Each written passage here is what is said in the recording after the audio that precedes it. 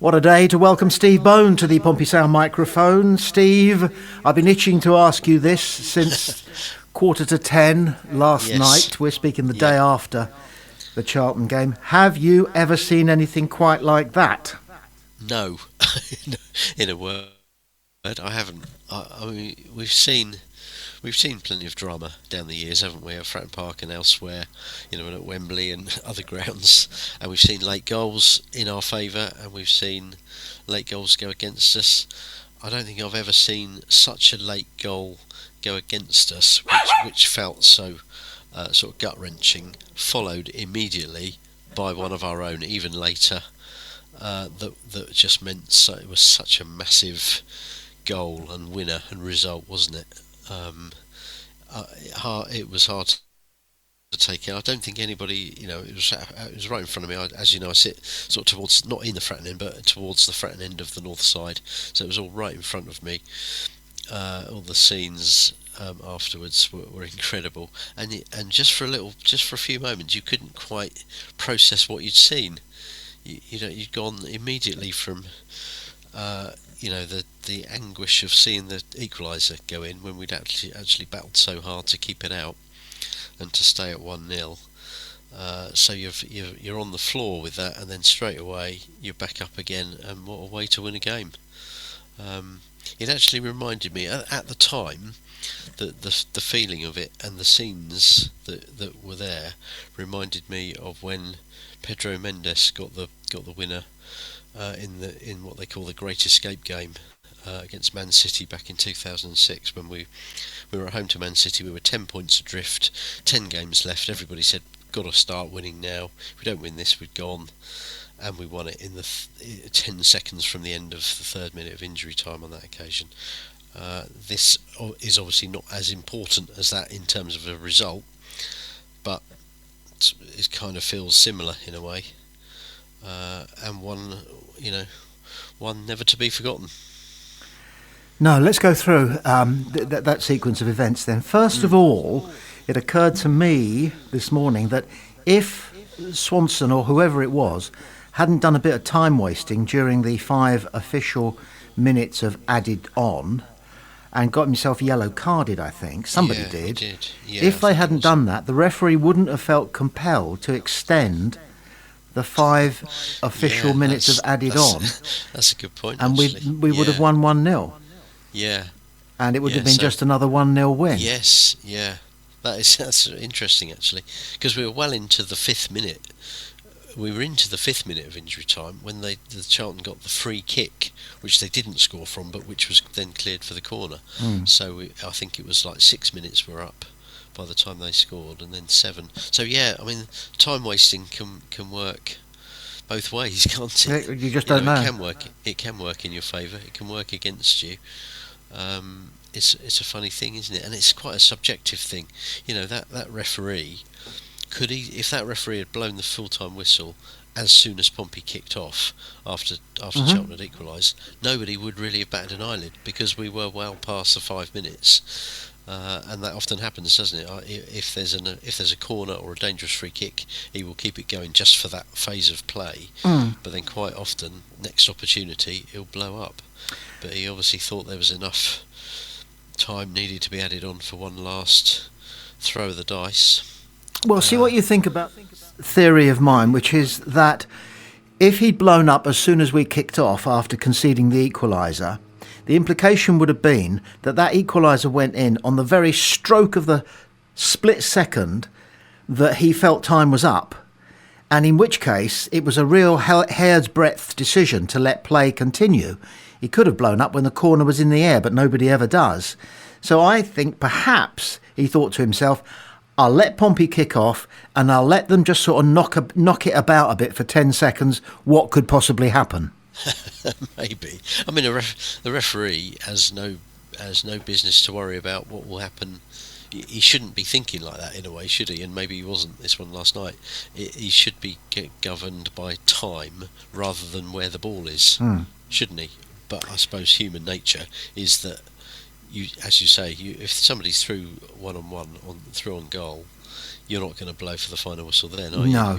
You're going to wait for that that bit of action to play out. John Messino is saying that he didn't see their equaliser go in because he was busy remonstrating with the fourth official about the fact that the corner shouldn't have been allowed. Right, what, because it wasn't a corner, or because the time was up? Because time was up, the free kick was allowed, that was taken, the ball had gone out of play, it was a corner. I don't think you can blow up when the ball is out of play, or can you? I don't know, you tell me. Don't know. I mean, when the ball is out of play, like for a corner or a throw, it's still, they don't stop the watch, do they? So in theory, it's still part of the time going by, I suppose. Yeah, I mean, it's a very difficult job to be a referee.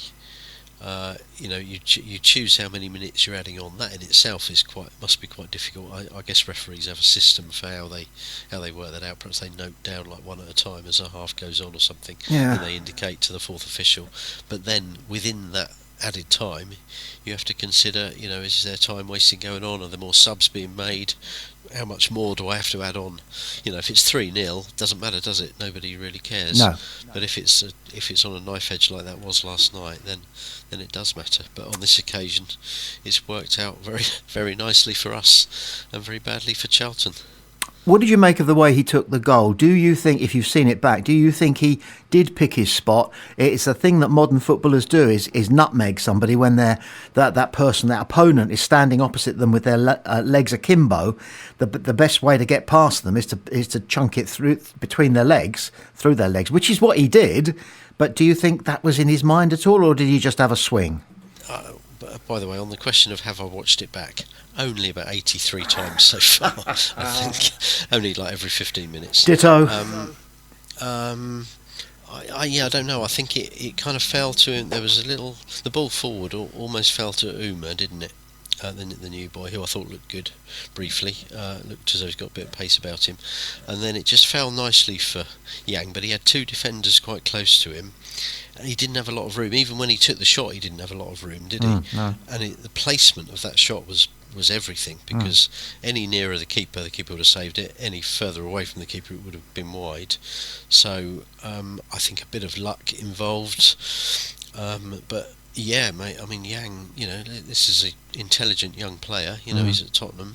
He would be coached in how to, what to do in that situation, and to an extent. And maybe he knew exactly what he was doing. But I think, in all likelihood, in the moment, he knew that was going to be the last chance his team would get. He just had to make sure he got a shot away, because once you get your shot in, anything can happen. Whereas if you don't get your shot in, if you try to take the extra pass, that could be when the final whistle goes, couldn't it? I actually didn't think Yang did particularly well when he came on. I thought there was a couple of times where he was a little bit slow to sort of close down his man or chase a ball, and I was thinking he hasn't on this occasion added anything to the occasion. But let's forget that now, because he's got himself a little place in sort of Pompey folklore in a way, hasn't he, with that goal? Absolutely. Let's pick up a few things that are in danger of being knocked off the agenda by the extraordinary events in the 98th minute, I think it was. First of all, what sort of emotions did you have when you looked at the team sheet? Wasn't keen on the lineup, to be honest, because I was thinking, right, Bishop was originally on the bench. We had an exchange, didn't we, of messages when you actually told you who weren't at the ground, I don't think, were telling me, who was at the ground, that Bishop wasn't any longer on the bench, having been initially named on it.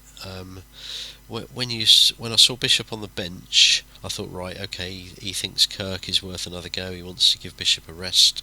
And then when I saw that Lang wasn't in the 20 at all, I was thinking, right, what's going on here? Because if you're losing Lang, why would you want to also take Bishop out? That's two big attacking players, especially at a time when Murphy's not available. Yeah. Take those three out, and you're losing quite a lot, aren't you? Yep. So there was a bit of concern there about the front four and how effective they were going to be as a front four with Pack and Dazal behind them. I I think we realised there must be injury or illness involved with Lang, and then as it turned out, that is the issue with Bishop as well. I think he's had a little ankle problem that he had an injection for, that they were hoping would get him through to the extent where he could be on the bench and maybe come on, but it wasn't up to that, so he had to be replaced. So it wasn't a lineup. Put it like this: it wasn't a lineup that inspired a great deal of confidence for me or for the fans I spoke to before the game. But sometimes the lineups that do leave you scratching your head a little bit turn out to be the best ones, don't they? And it's when he plays the exact 11 that you want him to play. It doesn't work out so well. That's why he's manager and we're not, I suppose. But let's be honest. For the first hour, it wasn't great, was it? The first half I thought was poor. Two teams struggling to find any sort of fluency or rhythm. Both had sort of chances and half chances, but didn't come to anything. Start of the second half arguably a bit better, but another big moment, obviously the winning goal was the moment that we'll remember long into the future, but another big moment was the return of Conor Shaughnessy. Let's be honest, that is, we were all pleased to see him out there with the subs warming up, named on the bench, and when they announced he was coming on for Matthews, I think it was, wasn't it, he came on for? Big cheer, got a great reception, didn't he, when he came on? And then within about 5 or 6 minutes of coming on, up he goes. When we got that corner, the first corner after he'd come on, obviously from the same side of the ground as where he scored his title-winning header from, nearly 2 seasons ago. Chap next to me said Shaughnessy header goal, and he was right. That's exactly what we got. And we've missed that threat, haven't we? We don't seem to have that threat at set pieces from anyone else. Let me get you to pick that apart then. How does he do it, Shaughnessy? Because he's a big lad and he's a tall lad, but he's not that tall. They had a centre forward rather, who was Peter Crouch proportions, and he made a nuisance of himself, but he wasn't very effective with it. Whereas Shaughnessy can do that. How does he do it? Did we carve a path for him at that corner? Was he the intended target man, and everybody else was trying to keep people away from him? If we'd conceded that goal from a set piece, we'd have been beating ourselves up, wouldn't we? Yeah, we would, wouldn't we? We would, especially if it had been scored by a sub who had only just come on. A sub centre half who had only just come on. You'd be thinking, well, why didn't we know about this and why didn't we cope with it? You look at how many goals he's scored for us since he's joined us. Going back 2 or 3 years, he scored a few. I think he scored 5 or 6. All from a similar sort of position, really. If you look at him before the corner is taken, and I was looking at where he was, they have a little gathering, don't they, just sort of between the penalty spot and the 18-yard line, sort of 4 or 5 of them ready to sort of peel off and go different ways. Shaughnessy generally comes towards the near post, and I'm sure it's something they work on in training. And I'm sure maybe because they knew that Shaughnessy was coming back into the fold and maybe back into the team for that game last night, maybe they had worked on it. So maybe it was a deliberate ploy. And as you say, he's not the tallest, but he's one of our tallest, and he just gives us that presence in the air at the back and up front that nobody else does. I mean, Bishop does to an extent, Pack does to an extent as well, all good headers of the ball, and Poole does to an extent. But if you wanted to, if you were having a competition to name our best header, if you had to pick one member of the Pompey squad to go out and win 10 defensive headers from goal kicks, you'd pick him, wouldn't you? Because he doesn't lose many in the air. And so, you just got to hope now that he can stay fit. And if him and Paul can stay together as that central defensive pairing, that's massive for us. I think I haven't looked up the ins and outs of it, but somebody has said that if you look at our win, draw, lose record when in games where Shaughnessy and Paul are together, it is very good. It's a much better win ratio than we've got with any other partnership. So that gives you hope, as long as he can stay fit. Elsewhere on the pitch, the BBC during the game and afterwards were quietly criticising Nicholas Schmidt for his distribution. But I think they missed an important point, which is that he didn't have an option to go long. There was nobody he could aim a long ball at. So he was reduced to making some short passes that were a little bit risky. But I think Charlton had talked about that. If there's no Bishop, he's got nobody to aim at. He's got to go short, so let's press. Yes, yeah. He was definitely without options for some of his goal kicks. He seemed to be erring on the side of playing the ball out to, particularly in the first half, playing the ball out to the right, sort of almost aiming for the dugouts, where Devlin was then expected to win the header and get it forward from there. He did that 3 or 4 times. He played it out there. A couple of times Devlin did win the header. A couple of times it sailed over Devlin's head, or Devlin didn't win the header. And I think the fans were getting a bit frustrated by that because they didn't really understand what he was trying to do. No. I mean, generally he's a good kicker. He's quite an accurate kicker, isn't he? He generally, a lot of the time he'll find who he wants to find. But in the last couple of games, there seem to have been more kicks from him that have just been wasted, have gone straight to a Charlton player. There was one last night that went straight, you could see as soon as he kicked it was going to just bounce straight through to the Charlton keeper. But I think that's you've got to say that is partly down to what options does he have. If he hasn't got a defender in a bit of space to give it to, or Pack or Dazal coming back to win a bit of space to pick it up and turn and get Pompey moving, it's difficult for him. Long kicks are always going to be an element of hit and hope, aren't they? You're never going to find your man every time with them. And without Bishop to aim for, as you say, that's one less option for him, isn't it? He pulled off a number of good saves, reaction saves, instinctive we used to call them, but I'm afraid he'll look back at their goal and think, what was I flapping like that for? Why didn't I just stick my hand out? He had a flap at it, didn't he? He did, didn't he? Yeah, it was a funny goal, wasn't it? Because it wasn't a particularly powerful header. It was a well-placed header, wasn't it? Not quite into the top corner, but almost into the top corner. It was comes back to a problem. It's still a problem, isn't it? Our conceding of goals from set pieces. We've conceded too many of them. It's too easy for other teams still to get a corner and score from it. And that is partly down to the goalkeeper, and it's partly down to the defence, and it's partly down to everybody else who comes back to defend a corner. And it's down to the coaching staff as well, because they should be. It just strikes you as needing sort of better organisation, really. Stick to the basics of making sure every man who you think, every opponent who you think could be the target and could be attacking the ball when it comes in, it needs to have a man on them. Just get the basics of that sort of defending right, and you're on the right track, aren't you? And Schmid is part of that, and I'm sure they're still working on it. Let's talk a little bit about our fullbacks.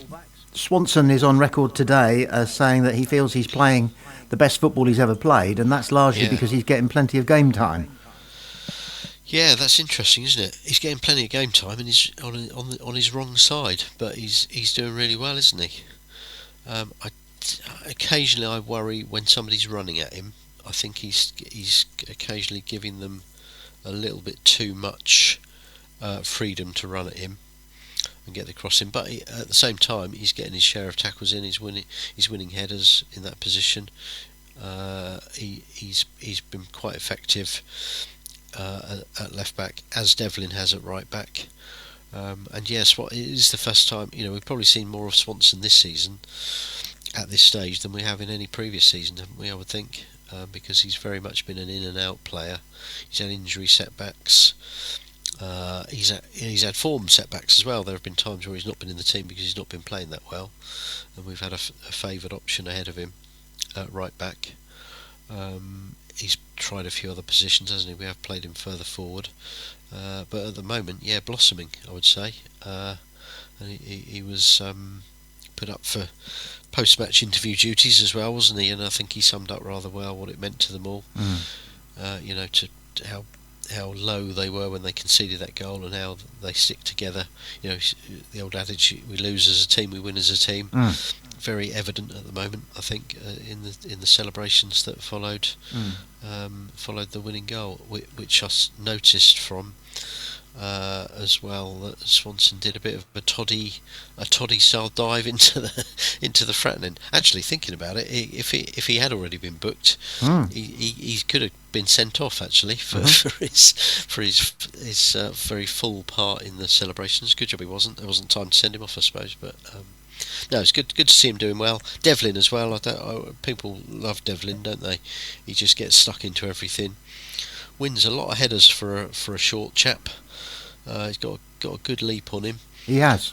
Likes to get forward. I like him in that position. People have said, why don't we try him as one of the midfield two? Which I think would be interesting.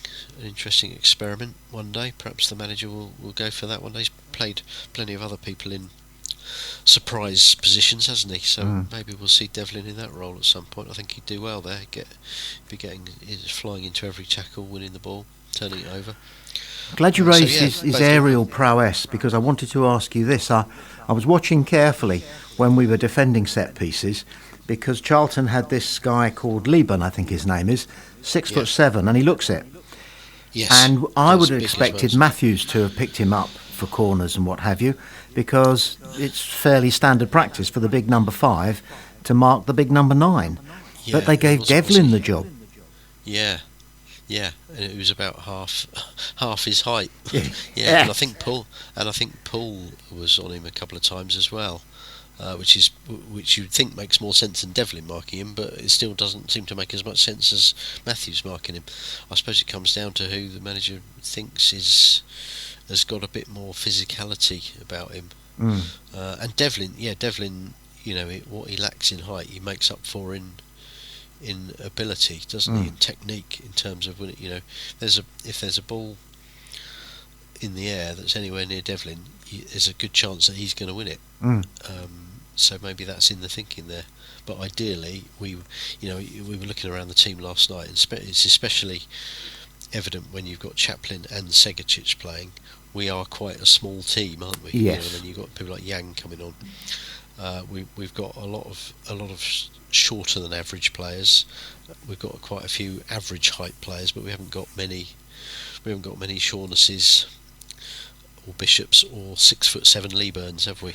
And maybe that's something they'll look at in the January window. Maybe they'll be looking to bring in one or two, another centre half with that sort of presence and height, another sort of Atkinson type signing that we had last year. And dare we say it, might we be signing another striker? And if we do, will it be that sort of role? Will it be that sort of mould that they'll be looking for? We will see. How influential would you say Marlon Pack was? Getting a full game, and of course with the armband. I always think he's influential.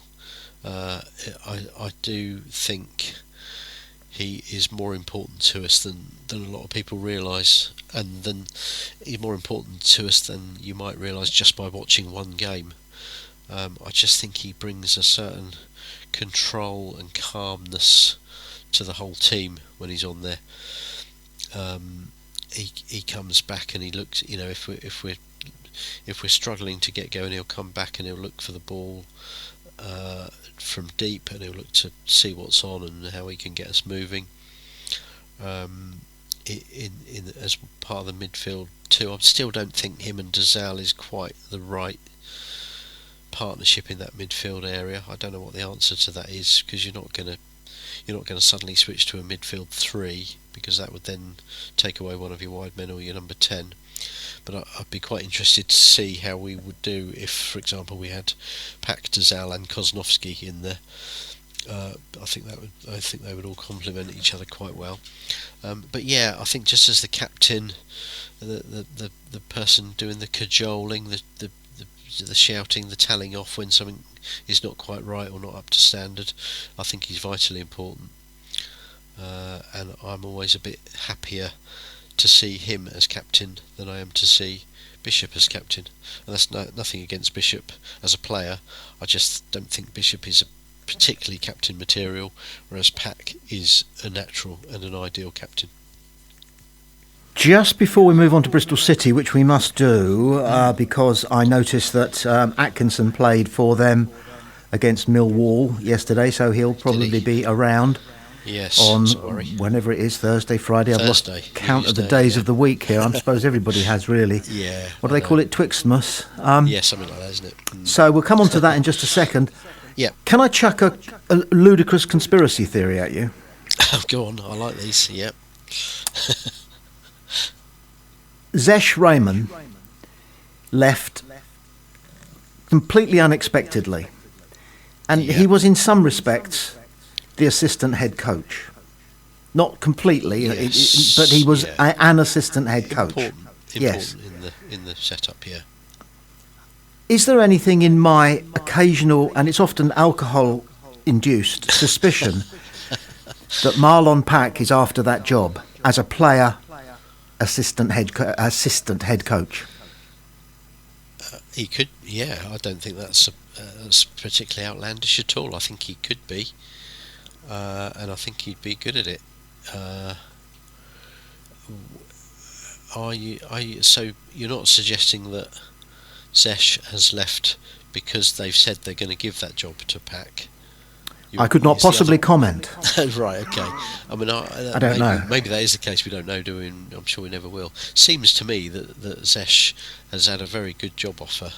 Is it Saudi Arabia he's going to? It is. We don't know what. Yeah, no, we don't know where or what, but that sounds like a good job offer. That sounds like a sort of a life-changing opportunity, doesn't it, really? Probably for him and his family. So I would think that has probably come first. But as soon as Pompey, and as soon as John Messino and Andy Cullen and everybody else at Pompey knows that vacancy is going to be there, a lot of people, including Pack himself, will have thought, right, there's a great job for our current captain. But maybe not immediately. Maybe at the end of the season.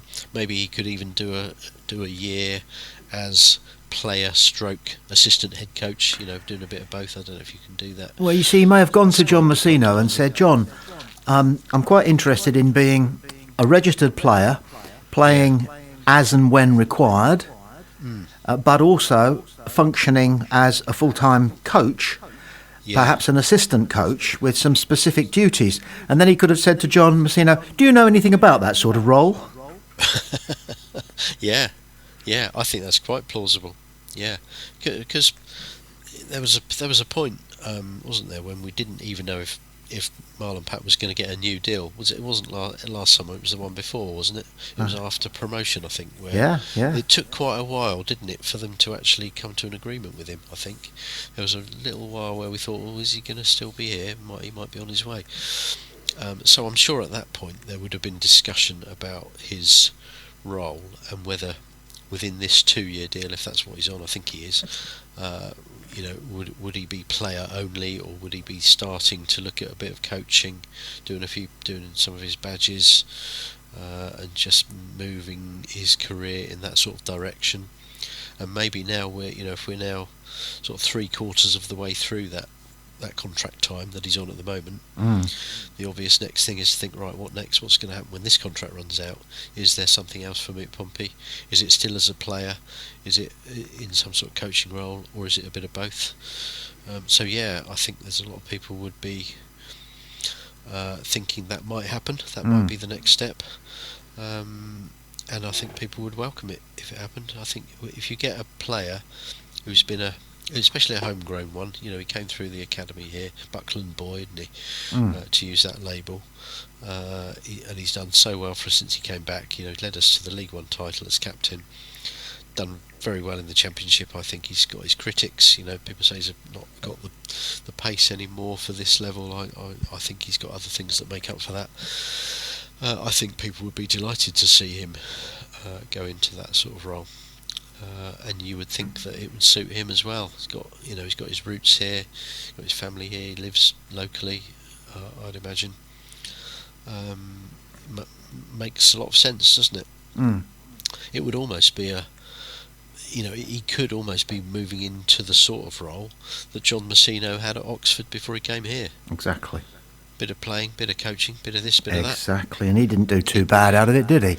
No, he got a rather nice job. And then the other thing, of course, is that if say, Musino is eventually tempted elsewhere, heaven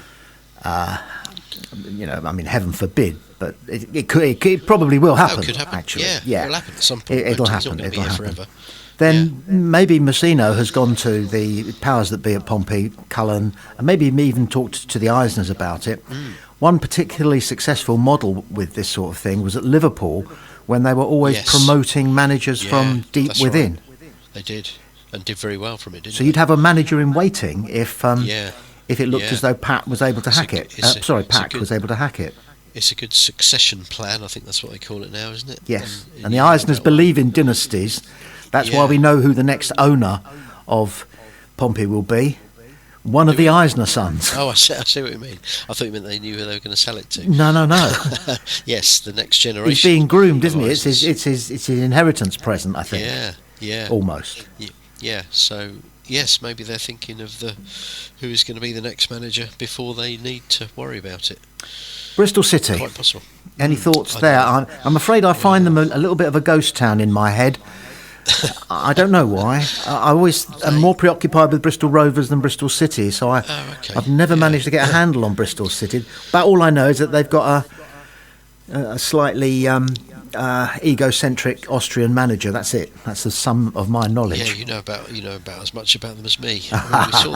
We saw them at Fratton Park just over a month ago, didn't we? And it was the game where for the first 20 minutes we looked like rabbits looking at headlights. We looked awful against them, and we then had that sort of helpful timeout thanks to the goalkeeper's injury, and we improved a bit after that, but they still beat us. They beat us 1-0. You'd just like to think that the way we won on Monday night, which by the way was a fourth game unbeaten, that's 2 wins and 2 draws now in our last 4 games, which isn't bad. That's not relegation form, is it? You'd like to think that the way, not just the fact that we won, but the way we won it would just give us that extra 5 yards and spring in our step and a bit of confidence and a bit of momentum to go to Bristol City and get in the huddle at 5-3. Is it 3 o'clock kickoff? I think it is. So get in the huddle at 5-3, and Marlon Pack will be saying, look at what we did the other night, look at that spirit, there's no reason why we should think that we're going to lose 3-0 like we did here last season. We could nick a 1-0 win here, we could grind out a draw, and a draw would be a very good result if we could get it. You always fear for Pompey after a big home performance. They often put in a lacklustre one away from home. Happened a lot last season, and it happened at Bristol City among other places, so that wouldn't be back to square one, because we'd still have had a decent return before that game. But you just hope we don't start 2026 with that sort of insipid performance that we know we are capable of at times. I'm guessing you're going to come on to ask me for a prediction, so I'm kind of preempting that really. I think we might just grind out a draw, and I think if we do, I'll be delighted with that, because that will be 5 unbeaten, 2 wins, 3 draws, a couple of home games to come in early January. I think we'd be looking up and not down, I think, a little bit. That's a lovely phrase to end it on, Steve. Thank you so much. Thank you.